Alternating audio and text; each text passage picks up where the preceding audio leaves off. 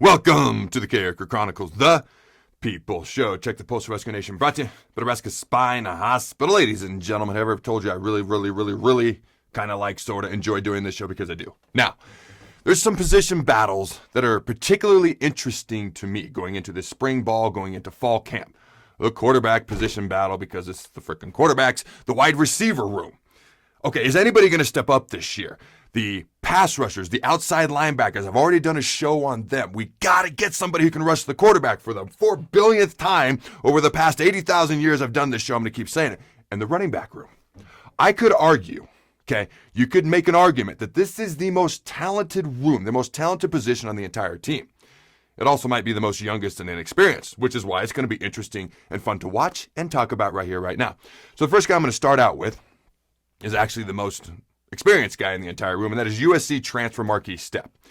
Okay, now, here's what Marquise had to say a little while back, and I quote, "They feel like I could be a feature piece in the offense, and I appreciate how real they were with me," end quote. Again, that was Marquise. Now, he later went on to say, "I have to come in and compete." So he understands he has to compete and earn the job. Now, coming out of high school, he was a 4-star recruit. He's currently 6 foot, 235 pounds. Now, he played 3 years at USC as a Trojan.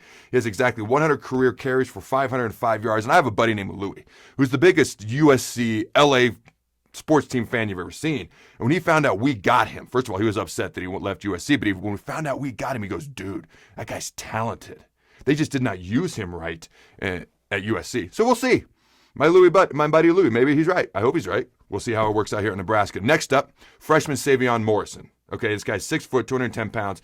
He's out of Tulsa, Oklahoma. Now in high school, he ran for more than 5,000 yards. Okay, as a junior, he ran for 2,728 yards and 39 touchdowns. And he averaged, this is ridiculous. This is ridiculously ridiculous. 12.8 yards per carry. That's crazy to me.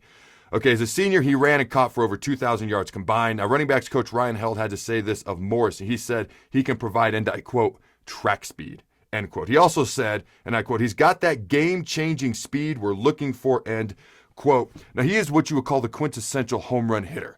You ever watch baseball? This guy steps up to the plate, and he's just got the ability, bam, to knock it out of the park. He has this type of speed, ability, and home run hitting talent to take it to the distance every time he touches the ball. Now, in 2020, unfortunately, he suffered an injury setback. Okay, he also caught COVID, so we're not really sure what he's been able to do in college just yet or what he's going to be able to do, but the talent and potential is there. There's lots of young guys at the running back position, including 1 sophomore and 5 freshmen. Okay, on scholarship. Now, Scott Frost said of the running back room, and I quote, "That room looks the best it's looked since I've been here," end quote. Now, I want to talk about some other guys, and if I don't mention your name, by God, make some plays, and I have no problem mentioning your name 1,000 times on this show. But here's a couple other guys I want to mention. Okay, Marvin Scott III. All right, now he started in high school on the high school varsity team. I've never heard of this. As an 8th grader. So he started 5 years on the high school varsity team. I've never heard of that before. So his career stats are kind of insane. He rushed for 7,482 yards in his high school career and 80 touchdowns. As a senior, he averaged 7.7 yards per carry. He's also a state champion weightlifter. Now, he was in the 199-pound weight class, and he got first place for his lift total of 700 pounds. That's the bench press and clean and jerk combined. Okay, his bench press was 405 at the time. His clean and jerk was 295. Some other guys I want to mention. Again, a very talented room. Lots of talent. Lots of inexperience. Let's see who steps up. But let's not forget about Ronald Tompkins, one of the top running back recruits in the country when he came out of high school. Ramir Johnson, a 4-star recruit and a track star, great track speed. Okay, Gabe Irvin, who's a freshman who just enrolled in January. All right, he's one of the top 25 running back recruits in the country. Ladies and gentlemen, you've got weightlifting champions in this room. You've got home run hitters. Okay, apparently they play baseball. Bad joke. You've got track stars, track speed, lots of talent, lots of ability. Who's going to step up? Who's going to earn the job?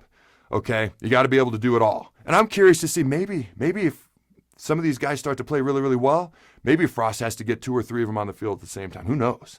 This is going to be an interesting one to watch. I'm particularly excited to see what happens in the running back room. You got to run the ball to win championships, ladies and gentlemen. Go Big Red and throw the ball.